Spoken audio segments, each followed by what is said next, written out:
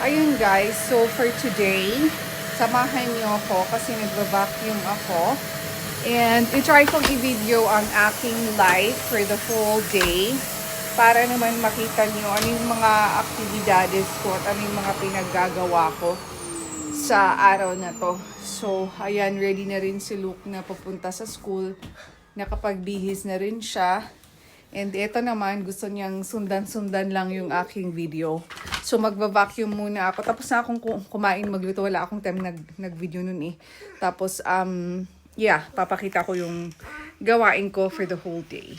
Ayun. Hi! So, eto, pinaliguan ko na din siya. Hindi ko na rin na video. Nakakalimutan akong mag-video ng mga ganyan.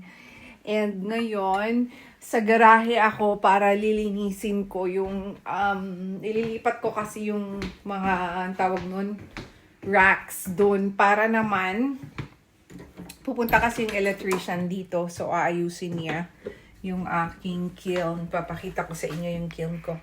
Ben, may pala siya. Ayan, i-close ko muna to. So, ako lang talaga yung may hawak nito. Meron ako actually, yun yung hinahawakan mo. Pero, kailangan kasi siyang i-charge. Ayoko yung mag-charge pa ako. Ayan, mag-aayos ako dito.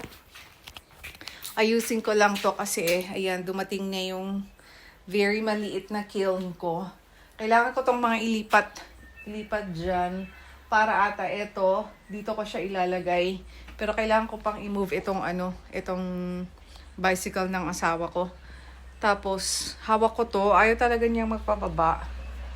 Ayaw niyang bumaba. Gusto niya yung parang hawak mo lang siya. So, yun lang yung gagawin ko today. After ko tong linisin.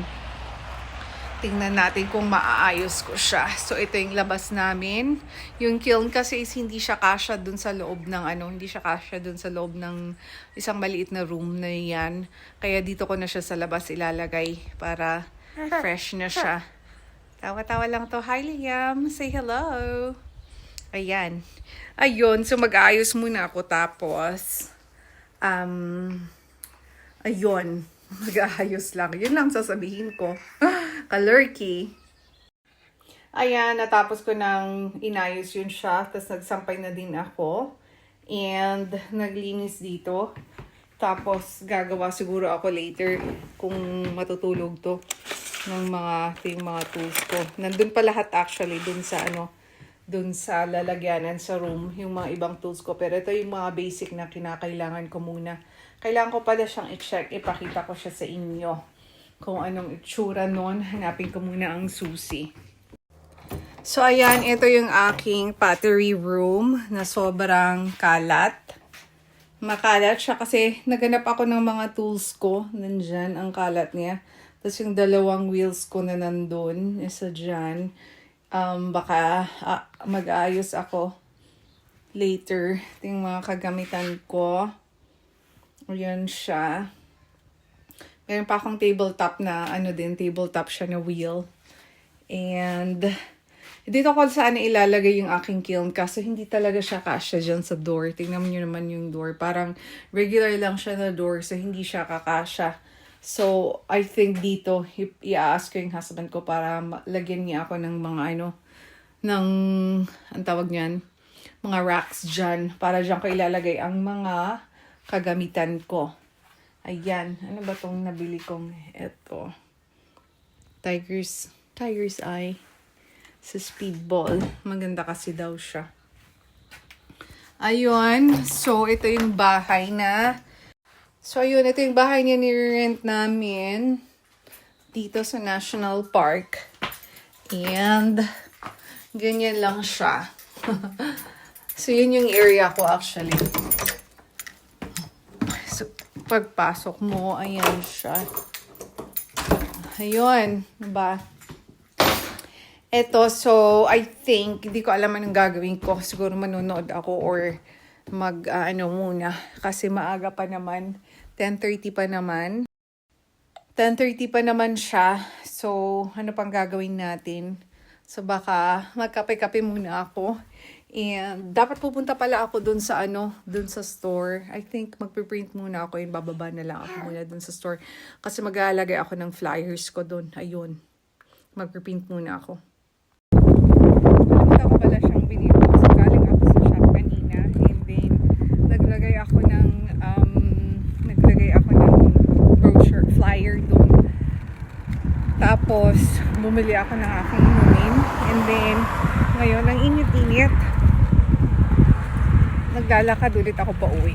Ang sarap maglakad dito kasi walang masyadong mga... Tingnan nyo naman, oh. Nan yung view. Ang ganda lang, diba? Ayan. So, paakyat na ulit. Kaya, later na ulit tayo. Hiningal ako bigla, ha?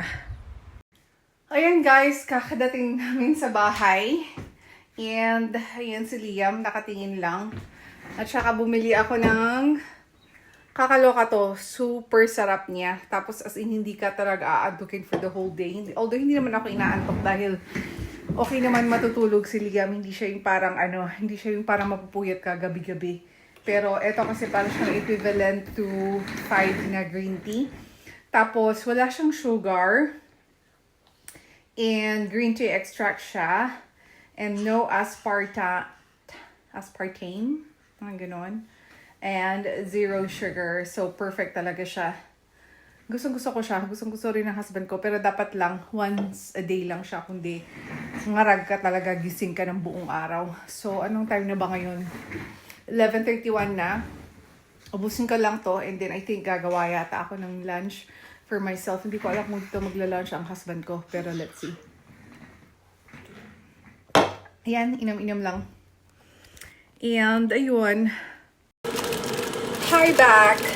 So, ito na lang yung lunch ko.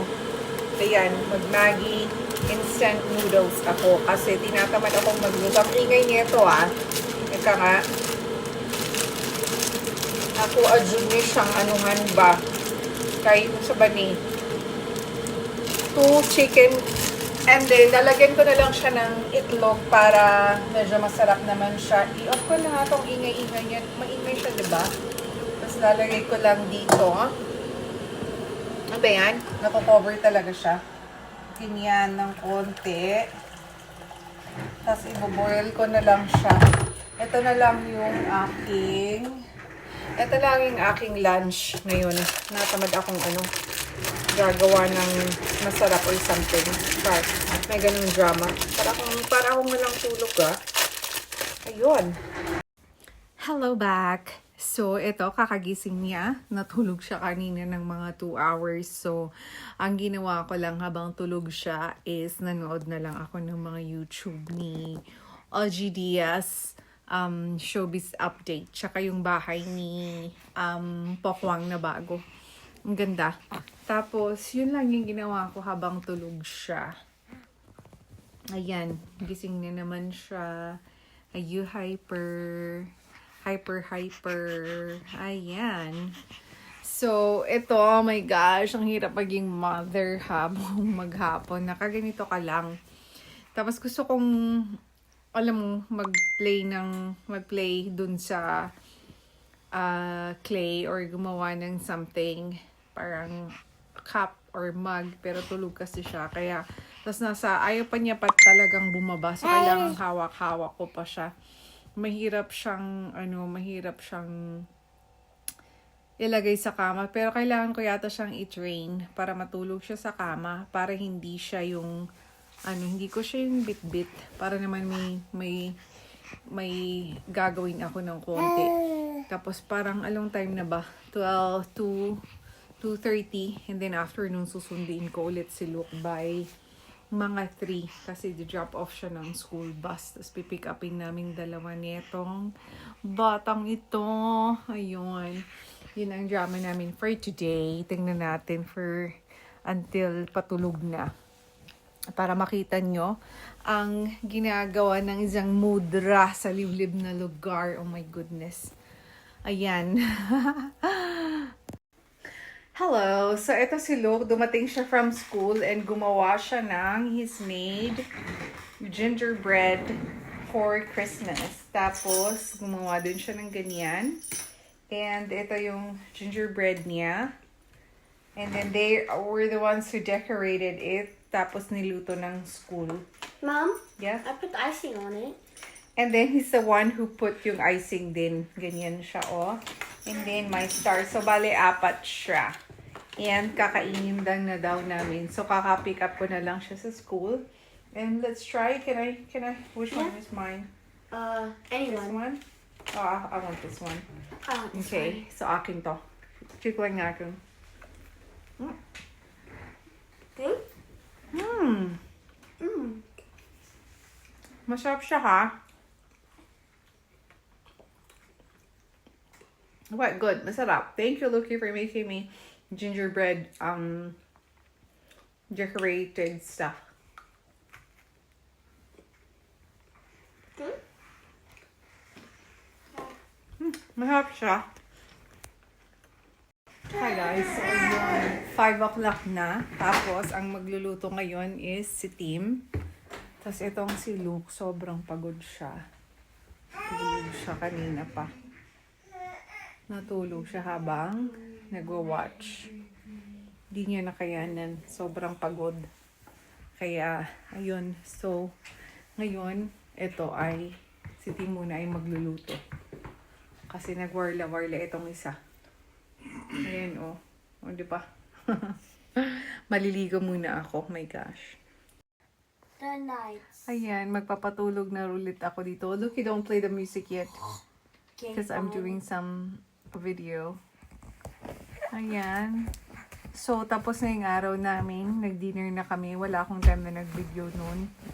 Tapos, ito naman, hyper siya. Sinira niya itong mga, ano ba to?